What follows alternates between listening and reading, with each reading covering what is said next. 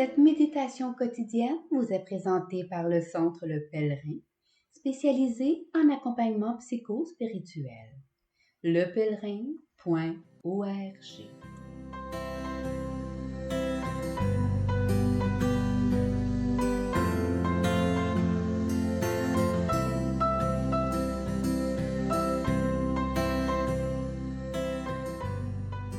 Pour les personnes qui seront en vacances, un très bon repos et toute notre gratitude d'avoir marché avec nous et demeurons unis dans la prière. Évangile du dimanche 25 juin.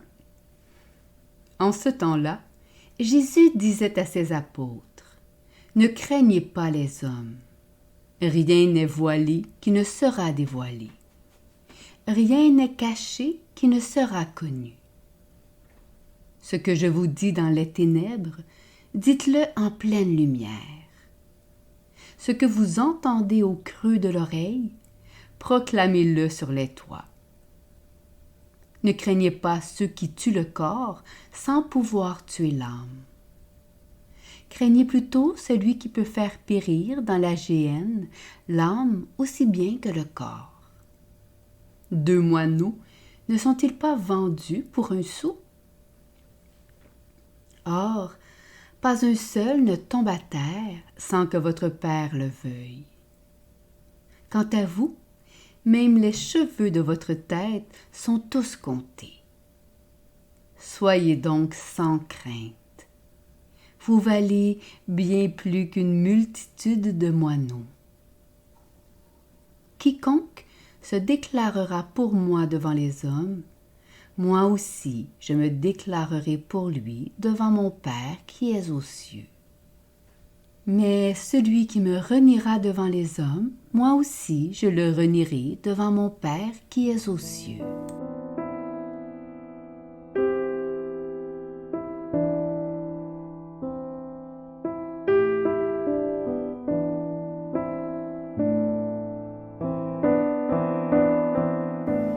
Méditation.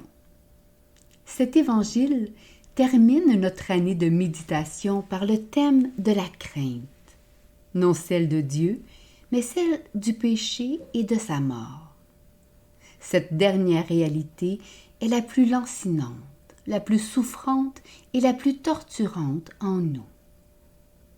C'est de cette peur ou de cette crainte, emplie de honte, que le récit de la Genèse a voulu rendre compte en racontant. Dieu appela l'homme.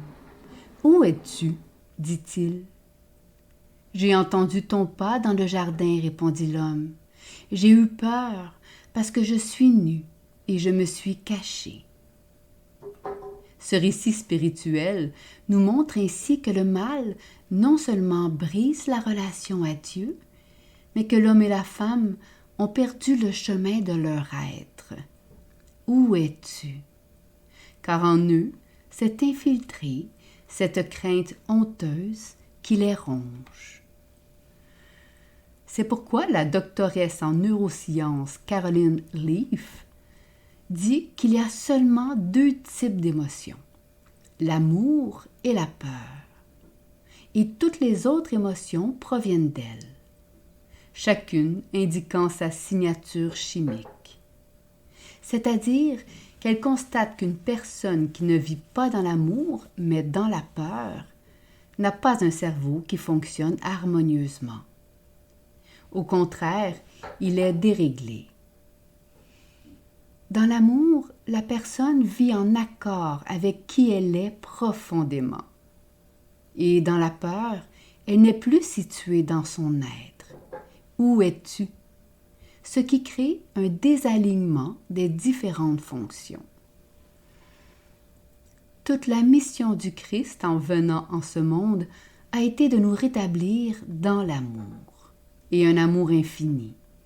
En somme, nous libérer de la peur. C'est ce qu'exprime avec justesse l'Épître aux Hébreux. Puis donc que les enfants avaient en commun le sang et la chair, lui aussi y participa pareillement, afin de réduire à l'impuissance, par sa mort, celui qui a la puissance de la mort, c'est-à-dire le diable, et d'affranchir tous ceux qui, leur vie entière, étaient tenus en esclavage par la crainte de la mort. C'est dans cette optique que le texte d'aujourd'hui nous dit « Ne craignez pas les hommes. Rien n'est voilé qui ne sera dévoilé. Rien n'est caché qui ne sera connu. » Cette injonction de ne pas craindre les hommes embrasse tout le monde. C'est dire que si le mal voile notre être véritable au point que nous ne savons plus qui nous sommes et que nous vivons dans la peur nos relations avec Dieu, avec les autres, avec la création et avec nous-mêmes, nous ne devons pas en avoir crainte, car la vérité du Christ mettra progressivement en lumière qui nous sommes. Ce qu'il nous aura dit ou révélé dans les ténèbres ou que nous aurons entendu au creux de l'oreille, il nous demande, au fur et à mesure, de le proclamer en pleine lumière et sur tous les toits. Il nous demande que notre être unique, que nous avons caché de mort et de peur au tombeau, que progressivement nous le proclamions de plus en plus à mesure que nous connaîtrons qui nous sommes par sa grâce. Puis, il ajoute une autre injonction. Ne craignez pas ceux qui tuent le corps sans pouvoir tuer l'âme. Craignez plutôt celui qui peut faire périr dans la géhenne l'âme aussi bien que le corps.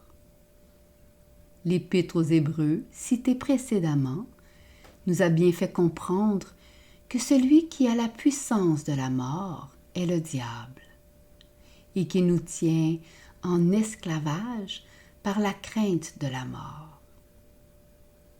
Si nous ne devons pas avoir peur de la mort, il nous rappelle de nous tenir à distance du démon, car il a la puissance de nous conduire à la mort de l'âme. Jésus ajoute toutefois que Dieu est toujours avec et pour nous, que nous sommes appelés à avoir foi en lui et à se confier entièrement à lui. S'il prend soin des moineaux, soyez donc sans crainte. Vous valez bien plus qu'une multitude de moineaux. La seule demande qu'il nous fait est « Quiconque se déclarera pour moi devant les hommes, moi aussi je me déclarerai pour lui devant mon Père qui est aux cieux. » Je vous souhaite, au nom de toutes les personnes qui ont écrit ces méditations, un bel été. Et dans la joie de vous revoir en septembre, rappelons-nous, ce n'est pas un esprit de crainte que Dieu nous a donné, mais un esprit de force, d'amour et de maîtrise de soi.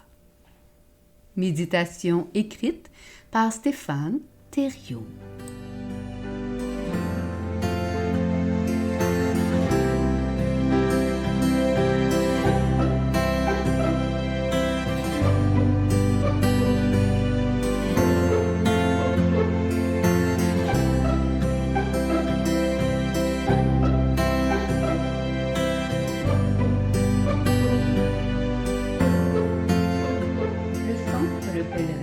Est fier d'offrir depuis plus de 20 ans un service d'accompagnement ainsi qu'un certificat universitaire en accompagnement spirituel. Tous nos services sont offerts en ligne. Nous sommes situés à Montréal, au pied de l'Oratoire Saint-Joseph. Le pèlerin, le savoir intérieur qui transforme la vie. lepèlerin.org. Page Facebook, Centre